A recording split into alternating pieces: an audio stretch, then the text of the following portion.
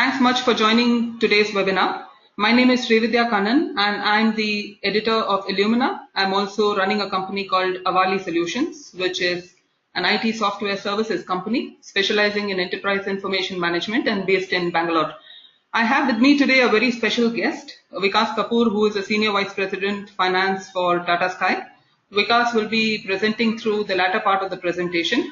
So let me just begin by a quick introduction of Illuminar, so what we do and so on.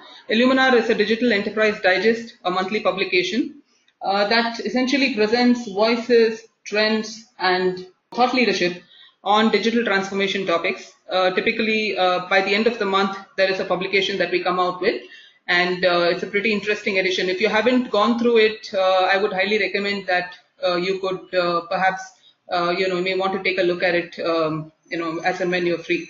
Okay, the Illuminar also has a lot of webinars. We do webinars from time to time, and one such webinar is being run today. The topic for today's webinar is accounts payable automation, and we're going to focus here on the TataSky case study. So essentially, Vikas will be sharing the learnings, best practices, and what are some of the experiences that they've had when they went in for the AP automation project. So the agenda for today is fairly simple. I will cover some strategic imperatives for accounts payable automation and what are some of the good practices, and then hand over to Vikas to share his learnings and experiences. I'm sure it's going to be pretty insightful for all of us. We're targeting this webinar for about an hour, so ending at about 5 p.m. I will cover my session in about 10 or 12 minutes and then hand over to Vikas, who will then take on for the next 30 minutes or so. We will reserve about 15 minutes for Q&A. We have muted all lines, just for clarity, but you could post your questions using the chat button. There is a chat button at the bottom of your screen, so you could use that and post all your questions. All right, so strategic imperatives for finance functions. So as we look at, what kind of percentage of enterprises have essentially adopted invoice automation, there was a research that was done by PayStream Advisors recently that showcased that more than 60% of organizations are either using or have plans to implement an invoice automation solution. And why do they do this typically, right? So what are the significant benefits that enterprises really look at? And importantly, what kind of eventual outcomes do enterprises look at when they look at invoice or AP automation?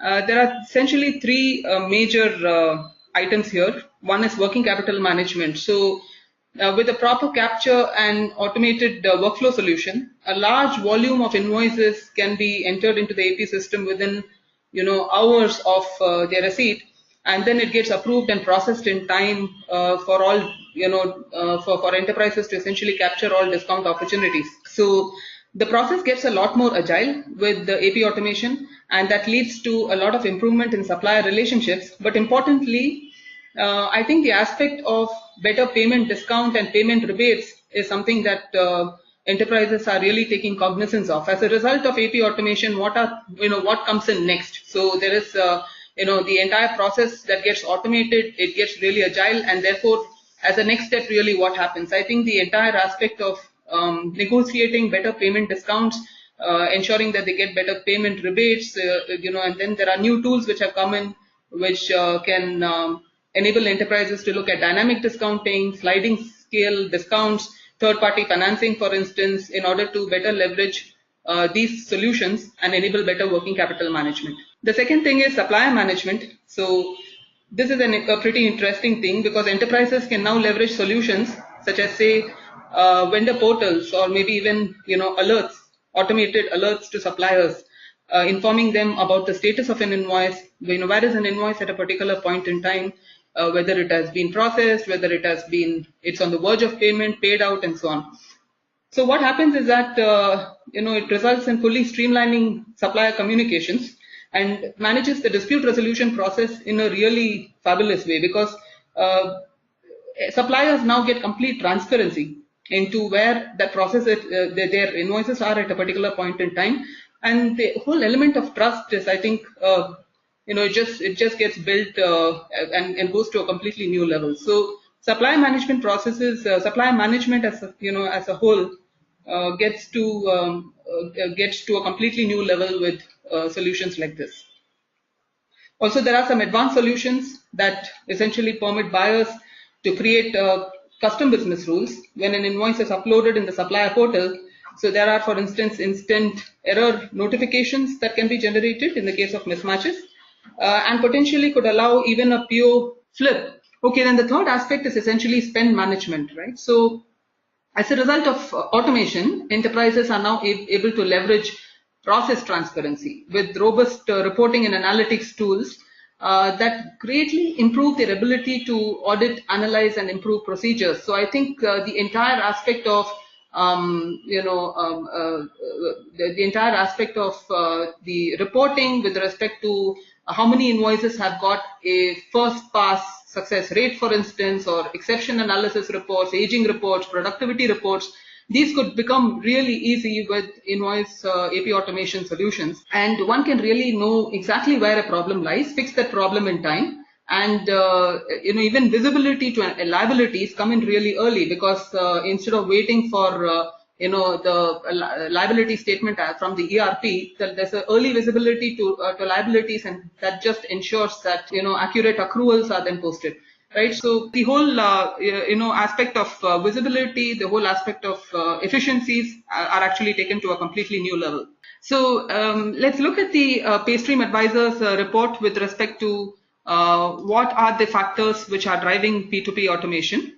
And the top factors here in this research says that reduction in labor or processing cost constitutes about 54% of the respondents were saying that reduction in labor or processing cost is one of the reasons for them to invest in AP automation.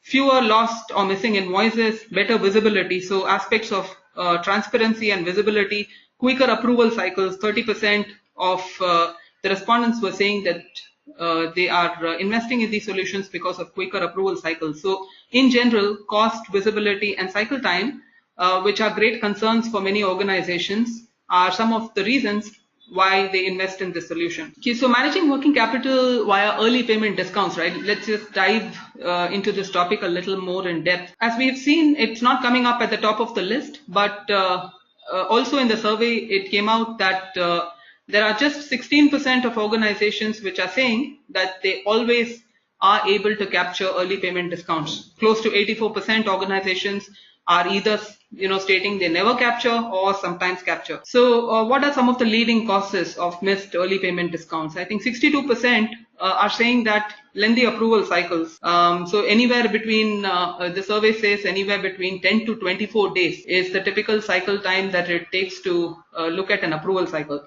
Manual routing of invoices, missing information on invoices and the iterations on that. Lost invoices, for instance, so one can't really find where an invoice went, and a lot of back and forth on that. A large number of exceptions on invoices, for instance, and decentralized invoice receipt. So in general, lengthy approval cycles, manual procedures, and invoice errors are the reasons, are some of the leading causes of missed discounts. But by using AP automation tools and resultant analytics, enterprises have really got the visibility in terms of time taken to process, right? From the submission to the paid date versus the due date, there is a significant amount of visibility that enterprises can get. And as a result of this, one can do two things. That is, one is either to negotiate better rates at the time the contract comes up for renewal with suppliers, and two, calculate the early payment discount values for discountable invoices. So, and especially, moving on, once invoice AP automation has been put into place, then certainly one could look at certain tools, like I mentioned, to look at dynamic discounting or sliding scale discounts and so on. So, as and when the invoice comes towards its payment dates, for instance, discounts can be lesser and lesser, whereas if it's paid much earlier on, then you can negotiate actually better discount rates with suppliers. So potentially there could be a lot of benefits, and certainly discount is something that one should not really be overlooking. So what are some of the good practices in P2P technology decision? And I think the first thing that comes here is requirements and readiness. Right? So an enterprise must be at that level of maturity to be able to adopt the solution and realize value from its investment.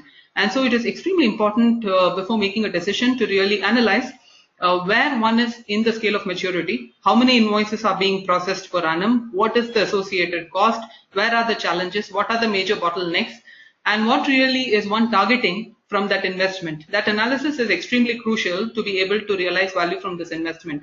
And once an enterprise is clear that this is a route, this is a way forward, then I think the remaining aspects of evaluation comes into place.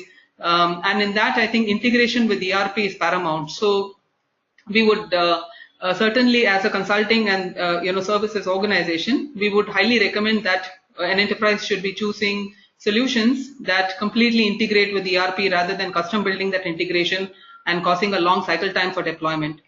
On-premise versus cloud. So should an enterprise be looking at on-premise solutions or cloud solutions? How does it really gel in with the culture of the organization and the various investment and associated costs thereon, and what are the ongoing costs on that? How does the TCO and the ROI look like, and so on? And of course, features and functionalities are equally important. So does the solution cater to, does it have a comprehensive feature with respect to scanning, OCR, matching and routing, handling all the workflows, approvals, analytics, reports, etc. So how comprehensive is the solution, and how much configurable is it, right? So some of these aspects need to be looked into in depth before actually choosing a particular technology.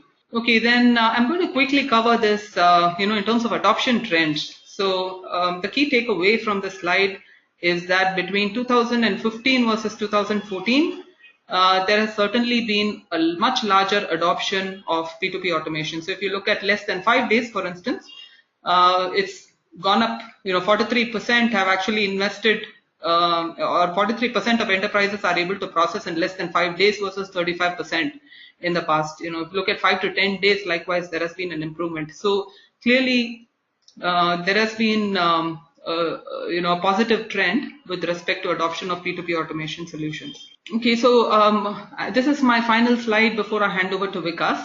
Partnering with Avali and how we can support. So we are an organization that only does enterprise information management. We are specialists in enterprise information management. We do this and we do nothing else. And as a part of EIM, we support enterprises to set up shared service centers as well as put in place best of breed technologies in your shared service center processes, of which AP is certainly a very important process. So we not only recommend the ideal solution, which is in line with an enterprise requirements, but also look at the ROI, TCO study, and so on and so forth. We then would definitely implement that solution because we have skill sets around most of the best of breed solutions in this space.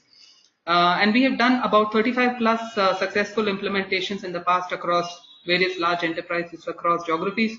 We have good implementation skill sets. So in case you are looking for a solution of this nature, then please do get in touch with one of us and we'd be very happy to discuss and support. So with this, I'm going to now introduce my guest speaker in a little more depth. Vikas is the Senior Vice President Finance at TataSky. As you can see, he is very highly qualified. He brings with him more than 15 years of experience in both established and startup organizations. His core specialization is leading finance organizations, managing effectively finance and system transformation projects. And he has varied experience in gap conversion and running complex tax and treasury portfolios. So Vikas, a very hearty welcome to you. And I'm extremely grateful that you have been in a position to join us today. Thank you, Srividya. I hope I am audible. Yes, you're perfectly audible, Vikas. I'm going to make you the presenter. You will have to give me a moment. Yeah. Good afternoon, everyone, and I hope I'm audible. Just in case not, then just do let me know. So going to the point in terms of why accounts payable automation makes sense. First and foremost, I would clearly like to take all of you through the next slide, which is basically what are the things that are required when you're talking about the finance function. So when you talk about finance functions, basic financial reporting and compliance definitely comes to the mind. But as businesses are evolving, people are looking at finance more from a strategic business support. They are looking at finance moving from day-to-day operational areas and supporting them in the business endeavors. things like invoice approval, payment follow-ups. These are some of the things which business would like finance to manage end to end with minimal disruption, with minimum escalations, and within the approved TAT or SLAs. This also means that with the new IFC regime and the control frameworks that are coming within the country, it becomes all the more important that the board requires insights and business forecast basis how you are paying, which are your top 10 vendors, who are your top 15 foreign vendors, what kind of payouts happen per month to them. And these kind of analytics become the benchmark on which you can target continuous process improvements and automation. Quickly moving to what exactly happens within finance, or what are the key trends that we are currently seeing, is there's a lot of adoption of digital technologies within finance. When you talk about digital marketing, social media is prevalent. Same way within finance, technology is a key enabler, and this is going to be one of the key driving factors according to me in the next 5 years. You will see a lot of automation not only in accounts payable, which has traditionally been the mainstay, but also in other complex areas of tax and treasury and so on and so forth. Predictive analytics is now the new buzzword. So any software, any technology which can do that is on top of people's mind. But I also believe that information management becomes the key. You need to understand what kind of data you require, how you plan to retrieve the data, and more importantly, how you plan to use that data. So our entire approach to digital transformation within TataSky has been on two parameters. Number one, how can we use the data effectively to improve on controls, because my function is basically finance controlling. The second important thing is how do we give a value add to the business in terms of they becoming aware of their spends, their budgets, and also improved vendor relationships. So TataSky is not a large organization per se which has a captive BPO or a back office. So we are a small organization, roughly around 4,000 to 5,000 crores of entity.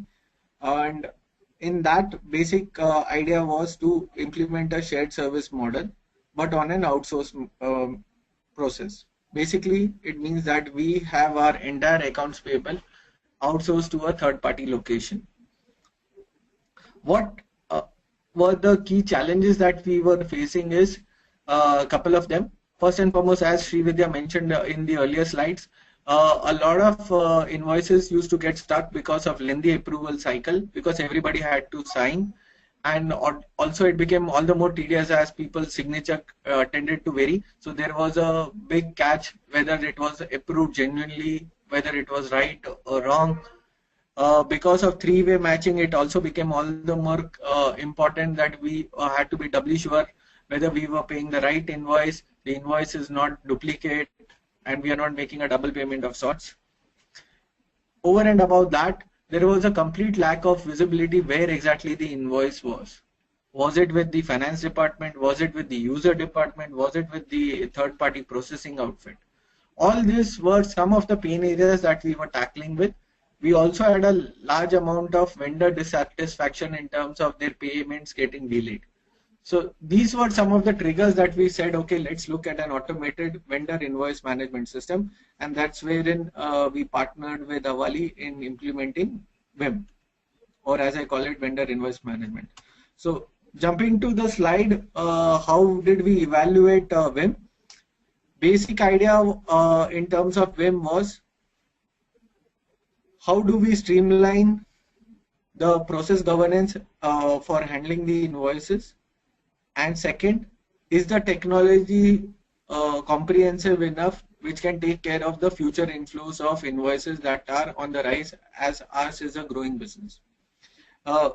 We are on the SAP platform, so it made a logical sense to look at solutions which SAP kind of provided, and some solutions which work very well with SAP. And that's wherein we evaluated vendor invoice or open text.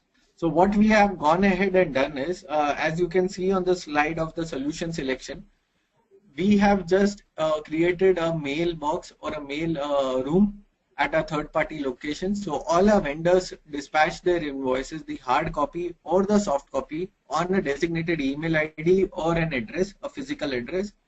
If a physical invoice is sent, it gets scanned. A vendor invoice management identification ID is tagged on it. It has a barcoding. The barcoding solution is in turn mapped with the VIM system. So basically it ensures that since the point of the courier guy delivering the vendor invoice to the third party location, we are able to track where exactly is the invoice. Is it at the scanning stage? Is it at a rejection stage? Is it at a processed but an archive stage? Once it has been archived, has it been sent for invoice verification to the user department? Where exactly it is. So due to the barcoding and the VIM integration, we are able to track the invoice where it is on a physical basis. We do not punch all the details. The details are captured at the mailbox level. We have tried to standardize the number of invoices that we get from our vendors, basically the types of invoices, because you can get an invoice in an A4 format, an A5 format, a letter format, and various other formats. So we have tried to standardize, ensure that our vendors typically keep the purchase order details, the invoice details on the topmost corner of the page. The relevant tax details are captured at the bottom of the page or the footer of the invoice, and the main gist or the items are there in the main body of the invoice. Such kind of interactions with the vendors have ensured that the vendor process happens on a faster basis, and that's one key important change management which I will request whoever is targeting this solution to work with their vendors, specifically the ones who give you large volumes. This will ease the integration process. Once the invoice is scanned, it is sent to the user department following pre-approved workflows which are configured within the system, and they follow an approval cycle. If the approval does not happen within the designated time, an automatic escalation gets triggered, which helps us to ensure that invoice processing happens on a timely basis. Basically, we have created an upward escalation so that processing does not halt for want of authorized person. Post that, if there are exceptions, like it does not match a PO or the GRN quantity is not right, it can be sent back to the scanning team, who can then take appropriate action basis some standardized queries that we have put into the system, which are basically on a drop-down basis. We have also worked a lot with Avali in terms of bringing down the resolution of the invoices, because it kind of overloads your database, but at the same time makes the invoice lighter to handle in terms of the system integration and the flow. Once the invoices are approved, they are automatically picked up for payment, and they follow the standard automated payment run process of SAP. How we went about doing this implementation, we targeted it start somewhere around December 2014. We created a lot of, we did a lot of engagement within the various stakeholders. So we had people from the user department, supply chain, finance, and Avali in a room debating about what type of invoices we want, what kind of things we want to do right, and how we want to target the invoice processing cycle. Subsequently, the components of the system were built, and for user testing, we did not restrict it just to finance and supply chain. We also took some of the users, and that is how we have developed on the solution. So I'll give you a classic example. The earlier solution that we had didn't have an approval button at the first instance. So you had to do 2 steps in SAP and then go ahead and then approve it. Now for a non-SAP user, it became a tedious exercise because he had to go thrice into the SAP system just to approve one invoice. And just imagine an authorizer who has say 15 invoices or 20 invoices for a day to approve. It became a tedious task in itself. So we worked, ensured that the approval button is on the top. We also did classification of the invoices basis type, the description of the invoices and the amount, so the user can target the high value invoices. If he wants to approve a certain type of invoices first, he can do that also. So these kind of inputs helped us go ahead with the proper solution. From a benefit point of view, what it basically did is, it gave us better analytics in terms of where we were spending the money, what kind of invoice volume we were handling from a particular vendor, what was the turnaround time of the user department. typically finance team faces issues wherein users say that I gave the invoice to finance.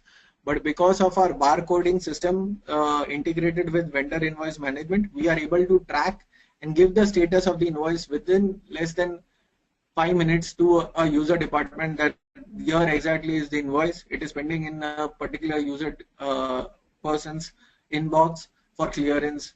This is the last escalated mail, things like that. Of course, like with any automation, we also managed to reduce our number of FTEs by 3 to 1 in terms of processing. And today, in a rapidly increasing business, we are able to manage approximately around 4 times the original volume with no additional investment. So, all in all, better analytics, better workflow, improved visibility in terms of working capital management, because we are aware which invoices are there within the system, which are the invoices that we can target for payment by the month end, and more so ever, it also reduces fraud issues and brings better control, because the person who is approving the invoice is using his own unique SAP ID, and he is not somebody who is signing a check, who is signing on the face of the invoice. So invoices are clean. Another point which is not mentioned in this deck, but it has also brought down tremendously our audit timelines. Now just imagine we do not pull any vouchers for our auditors to vouch. They log in into the system, into the SAP system, they can click on any entry. If they click on a payment entry, they can quickly see the invoice on the face of it. They can find out in a dashboard kind of a mechanism who has approved it, and it kind of flashes a green text. Okay, these are the ones which have been approved in line with the chart of authority. So these are some of the benefits that we have got after implementing vendor invoice management. Srividya, over to you. Yes, thanks, Vikas. Yeah, Yes, Vikas. I can, Srividya, if there are any questions, I'll be more than happy. Yes, sure. So, thanks much, everyone, for attending. If you have any questions, please use the questions button at the bottom of your screen to post them. Okay, so we have one question here. Yeah, the presentation will certainly be shared with all of you as soon as this session is over. Okay, so the first question, Vikas, that you can see there is, what is your monthly volume and FTE is involved in posting the invoices? So the number of FTEs who are involved in posting the invoices earlier used to be 9. Today we are at 4. Our monthly volume of invoices that we process in a month are roughly around 4,500 now. Okay, I hope that answers the question. The next question is, why open text? Why did you decide in favor of open text? See, there were a lot of other solutions also in the market. It's not that we did not evaluate them. As I said earlier, OpenText was basically selected for 2 important aspects. Number one is you have to understand you are dealing with scanned invoices. So we needed some system which could help us identify duplicate invoices when it captures through OCR. And optical imaging is a tricky subject, because sometimes when from where the system picks up for scanning till the point, those values get automatically populated into the system. So you have to be very careful what kind of a system you are doing and what kind of accuracy it has. Since I believe there won't be anybody from SAP, I believe SAP has a knack for picking or buying out companies which implement better systems or create better systems than SAP. So you can look at Ariba, you can look at Business Objects, you can look at OpenText. All have been procured or purchased lock, stock and barrel by SAP, because these are products which could have given it a run for money. That's number one. Number two, OpenText allowed us barcoding capture. So what we have as a process in our mailbox is, mail room is, that whenever the invoice comes, a barcoding is done on the face of the invoice for its tracking functionality, and that barcode scanning also, barcode number also gets picked up into the vendor invoice management. So just imagine if I take a dump at the end of the month, I am able to see when I had received the actual invoice by the courier, who was the courier, who received it at my mail room, who opened it, when it was scanned, till the time when it was approved by the user department. So I can see that entire flow of the transaction at once. So these are some of the benefits which OpenText offers. I believe others might be, but OpenText is much better integrated with SAP. That's for sure. It does not take you out of SAP. So for the user, it is an added plus.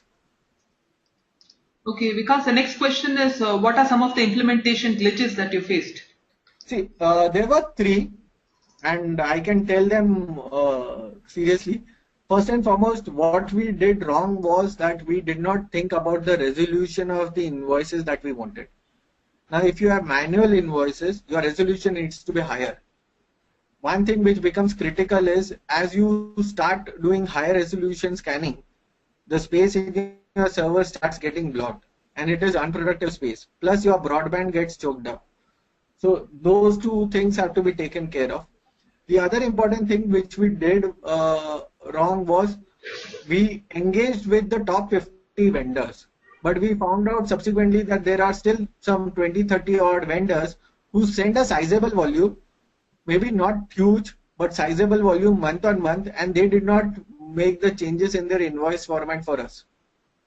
And that took us going back to them, getting them changed, and subsequently rectifying the error that we did, because the invoices need to ensure that certain part of the data is on the topmost corner for better scanning and faster scanning, and certain part of the data is at the bottom. So those kind of things are some glitches that we had encountered when we did Vim. Another thing which we didn't envisage at first, but we did subsequently, was the barcoding. While we had thought about barcoding, we did not, we said, okay, let's go with phase 1. In phase 2, we will implement the barcoding solution. My suggestion to everybody on the call is implement the barcoding solution on day 1 itself. It makes life easier. Right. Okay, the next question, Vikas, is what level of customization did you have? So was this the standard out of box implementation? No, we had a bit of customization, but not massive. There were 3 customizations, as I said. Barcoding is not a standard solution in OpenText, so that was one customization which we did. The second point which I mentioned is the approval button. It basically involves 3 steps in the standard implementation of OpenText, which we brought it to the forefront. Third is the classification of the invoices. So we spent considerable time with Avali in terms of getting the classification of the invoices done. So I'll just give you an example. Say an HR head who also looks after admin. Now there could be a priority that he does not want to clear an admin bill, but he wants to clear an HR recruitment bill. So today he gets the split of which bills in his inbox pertain to recruitment and which bills pertain to admin. If he wants to approve bills by volume or by amount, he can still do that way. See, it is also prioritization. You have to understand that the user department has to feel better about it. If they don't, they will never adopt any technology. So a part of the change management was taking the feedback of the user department during the breakout sessions and ensuring that those are delivered in phase 1 itself.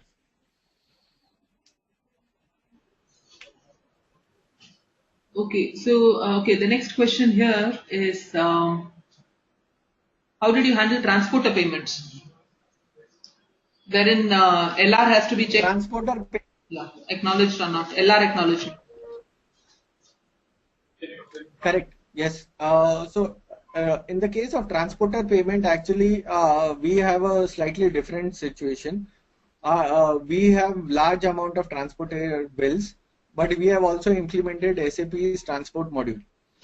So what happens is the route gets defined in the transport module. This is the transport module, or transport docket gets created.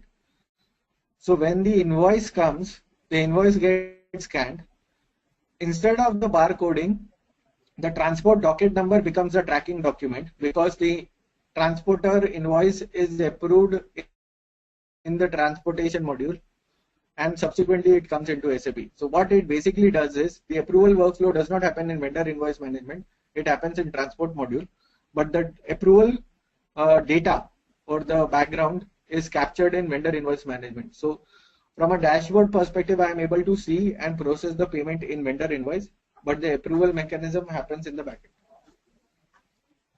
in the transport module. And that is wherein the LRs are checked physically. We do not have a concept of a manual LR checking for transport bill because of the nature of fraud element in them. So that does not get scanned. LR copies are physically checked by the warehouse guys. And then they create a transport docket in the system. This is the transport docket, the invoice gets processed in the vendor invoice management. I hope I've been able to simplify the process. Okay. Thanks, Vikas. Did you have any existing system which was migrated? That's a question. No, we did not. We were doing manual, but we had an instance wherein we suffered a fraud because somebody duplicated somebody's signature. So it was all the more imperative that we worked on an electronic workplace. Yes, can fraud happen even in this system? Yes. If somebody goes ahead and shares his SAP user ID, if somebody scans an invoice twice, yes. But those controls we have built either in vendor invoice management or through SAP GRC process control. So we pick up such elements. So we have a tool which runs in the background in SAP which picks up similar amounts, more than 6 characters of any invoice number matching. Typically, we have done some sort of a trend analysis. So we do those checks also because now we are relying too much on the scanned image. So we do that as well. And we have found out errors wherein the user department has gone ahead and resubmitted the invoice. The vendor has sent one invoice directly to the third party location, one invoice to his coordinating department in the office, the coordinating department intern. So we have built ground rules. There can't be any invoice which can be sent by any office person. It has to be sent by the vendor directly. That is why that barcoding becomes important, because the barcoding ensures before the barcode is stuck that if there is any duplicate invoice of a similar amount, that sticker is not stuck only. So those kind of controls we have built into the mail room. Okay. The next question is maybe know the barcode logic. I assume this question is why barcode? I'm assuming that's the question, though there's no further detail on this question. It's just asking maybe know the barcode logic. Yeah, see, the barcode logic is only twofold. One is to give visibility of where exactly the invoice is, because one of the issues when you are doing an automated system is you also have to know where the physical invoice copy is moving. And since we deal in a third-party location, it becomes all the more imperative that we know where exactly is the invoice. So if the invoice is at the mailroom, is it at the scanning stage? Is it at the scanned but archived stage? Is it at an approval stage? We can know by just putting the barcode number in the vendor invoice management tool. So we have created the tool in such a way that we are able to retrieve that data, where exactly it is. Otherwise, you can even trace it out through the vendor invoice management, number one. So there isn't specific requirement by SAP that you need to implement barcoding. But we wanted track visibility from the physical receipt. That's the reason that we implemented barcode solution. Okay, the next question. So it's specific, and we also wanted. Sorry, yeah. No, sorry. Go ahead, Vikas. Sorry. And also, we wanted that with the barcoding solution, we are able to track or remove any duplicate submissions of bills by the vendor. Because the mailroom guy, his responsibility is to do a cross check before he sticks a barcode. So he has access to all the last 3 months data of invoices that have been processed. Yeah, Sridhar, next question. How many servers have you deployed for OpenText? One. It is part of our standard SAP server. We have increased the capacity.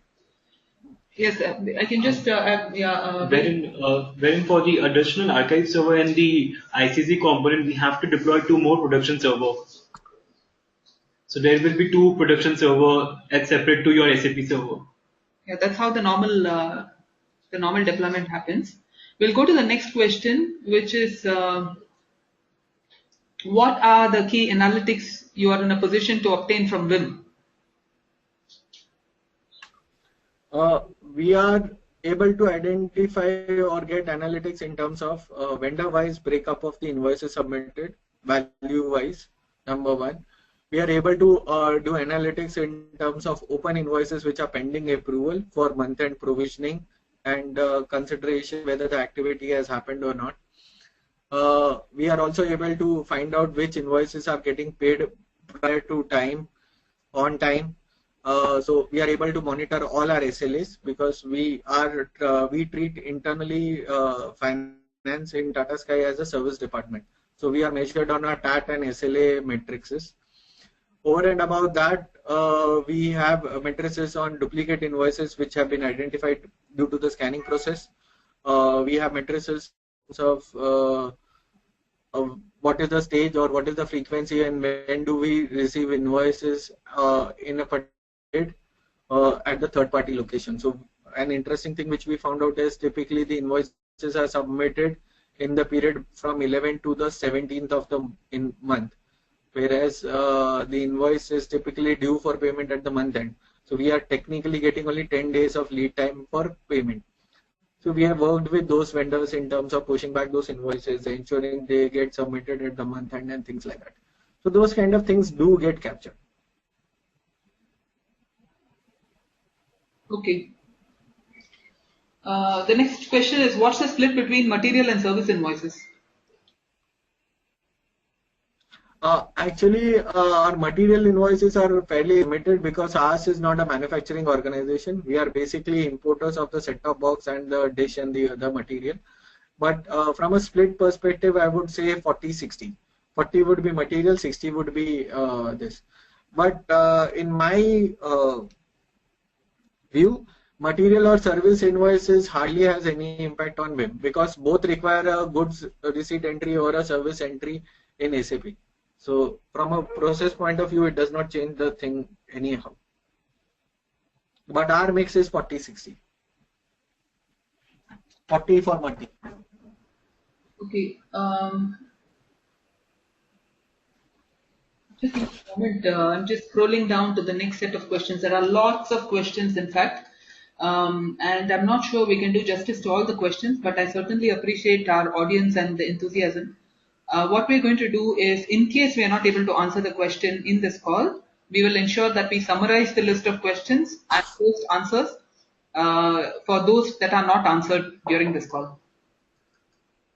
Okay, so the next question.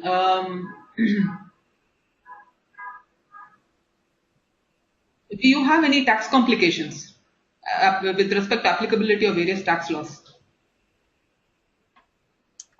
Yes, we have. So thanks to Government of India, every 6 months or 7 months a new cess is getting introduced. So we do keep having those complications. But that is something that we maintain in the tax master. So that is nothing that we do in vendor invoice management.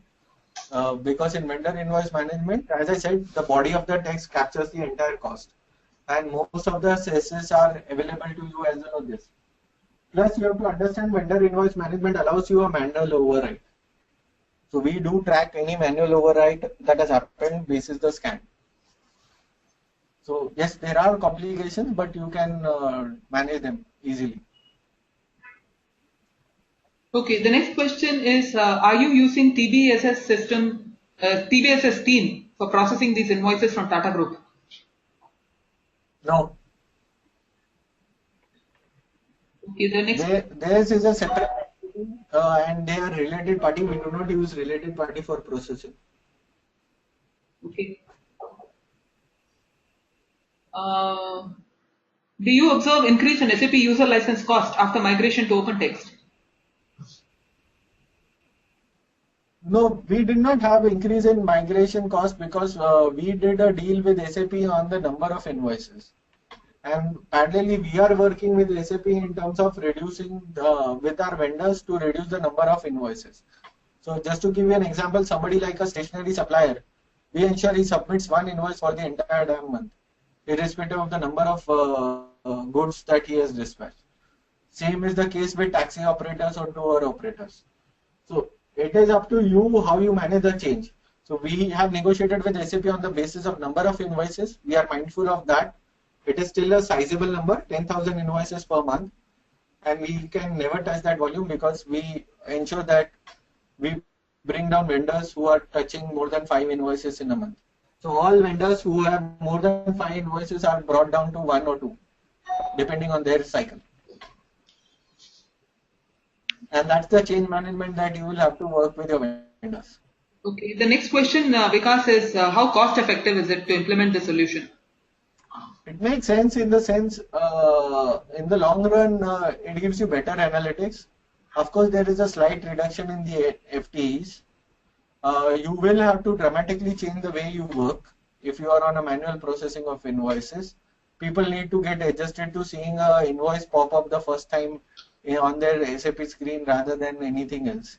So those kind of change management has to be done. From a cost effective point of view, I believe over the last 1 year, we have managed to pay back the cost that we invested in the system. So now onwards, it's only return accretive. It makes sense, according to me. Sorry, I'm interrupting. Sorry, go ahead, Vikas. No, I finished. Okay, okay, the next question is, have you reduced the physical copy archiving period? Because Have I reduced the physical archiving? Yeah, I think the question is more on the reliability of the solution on digital archiving. Digital archiving of So we do digital archiving. Have we stopped physically archiving the actual hard copy of the invoice? No, because as per law, you are required to maintain that for 8 years. But as I said, it helps you in only one major place. For auditors, typically you would then call for all the vouchers at the end of the year for them to do their vouching of 25-50 samples. We don't do that. So our auditors do the vouching sitting at our corporate office without calling for any vouchers. And that helps a reduction in the audit cost as well as the fee. all right. Okay, the next question is if there's no barcode available to some of the vendors invoice copy, what is the alternative? No, we stick the barcode. So the vendor need not have the barcode. The barcoding is done at our mailbox. Yeah, so what we will do is, I know there are a lot of questions around barcode. So what we will do is after this call, consolidate the set of questions and provide a response to all the questions to every participant. Okay, the next question is, Not a problem. okay, this is an interesting question, Vikas. How do you manage the early payment discount and how the workflow works? See, for an early payment discount, what exactly happens is if we are paying a particular vendor, first and foremost, we do not take early payment discount from all types of vendors because there are high volume, low value vendors and stuff like that. So we do not take it from them. We typically take it from broadcasters who are our largest spend. And in that scenario, whenever their invoices are submitted, it follows an approval mechanism in the system. So you have a comment column in the vendor invoice management, wherein the user department head will input that yes, this is eligible for early payment discount. And once that is confirmed during the APP cycle, automatically when the invoice gets processed, the vendor cycle gets reduced, picking up that comment into the system, and it is picked up for the automated payment run, due to which the early payment discount is deducted like a TDS before it goes. So we do not wait for the vendor to pass on the discount, we deduct the discount and then pay the vendor. So we have customized the system for that. Okay, is posting automated for a material invoice? No, it is not automated. It follows a workflow still, but that is done by the supply chain person. See, we do it basically because of material control. Does the system allow you automatic posting? Yes. We just felt that that was a control area for us, so we have still kept it manual. Because we have other parallel systems which also needs to be updated for material. So the person who does the posting has to ensure that it is getting updated in a partner relationship management system also, wherein there is an interaction between the two systems. So we do that. That's why we have it. Otherwise, actually automated makes sense. In my previous organization, we had automated material posting. Okay, have you found any errors with the manual process of scanning and barcoding? Of course, that doesn't change. That is why you need, but those errors are when we reduce the resolution size, the resolution quantum. We worked with the vendors wherein we were facing issues. So that is where the analytics helps you. You have to keep on working on the system in terms of which vendors are the ones who are playing the system. There are vendors who used to submit us handwritten invoices. Now, handwritten invoice cannot be picked up by vendor in WIM. So you have to go back to the vendor. So we had a lot of rejections at the early start.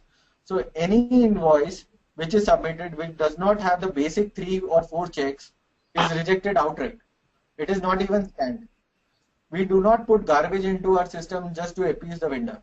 The invoice is immediately sent back to the vendor that this is not as per the format that has been agreed. So we have roughly around 60 varieties of invoices which are acceptable for payment.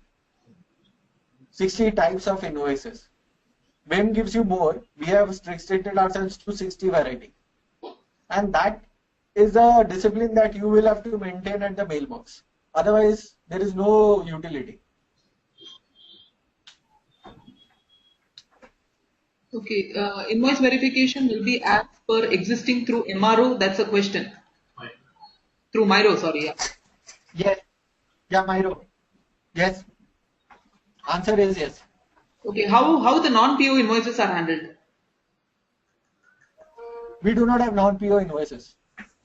You cannot submit an invoice in TataSky without a PO. You have to create a PO even for 1 rupee.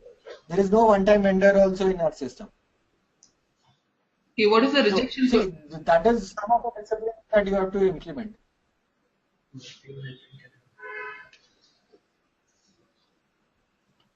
Okay, what is the rejection percentage on account of poor quality of invoices? Earlier it used to be roughly around 2%, not 2, sorry, around 7% when we had gone live with the system. Today we are talking about 2%. Okay, all right. Okay, in case of non-PO invoice, what is the solution, Arpita? We will have a response sent across to you on this. So there are a few action items we've taken from this meeting, which is to consolidate some of the questions, some of the responses to questions which have not been we've not been able to answer because of time constraint. We're already running 10 minutes late from this call, and I'm sure you have other meetings lined up as well. So thank you, Vikas. I think it has been an extremely interactive session, and your participation in this session has been extremely useful for our, for our prospects and customers. I really thank you for your time. It has been very insightful. Thank you, everyone, for attending and for being so participative. We really appreciate your time, and we look forward to interacting with you soon. Thanks much. Bye. Thank you. Thanks everyone.